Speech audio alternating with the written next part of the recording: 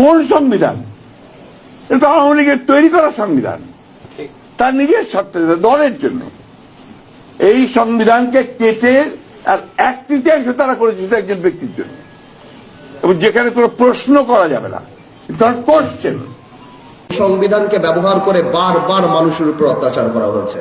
সুতরাং এই সংবিধান যেই সংবিধান মানুষের কথা বলে না, সংবিধান যেই সংবিধানে মানুষের ইচ্ছার প্রতিফলন হয় না, মানুষের ভবিষ্যৎ দেয় না, মানুষের প্রোটেকশন দেয় না, সেই সংবিধানকে মানুষ ছুঁড়ে ফেলে দেবে।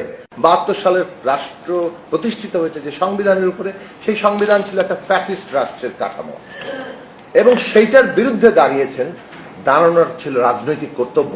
সেই কর্তব্যের ডাকে সাড়া দেওয়া এই দেশের ইতিহাসে যদি কোনোদিন গণতন্ত্র প্রতিষ্ঠিত হয়, তারা বাংলাদেশে সত্যিকার বীর হিসেবে এই দেশে মর্যাদার আসনে আসীন হবেন। আর যারা আপোষ করেছিলেন তাদের স্থান ঐতিহাসিকভাবে নির্ধারিত হবে।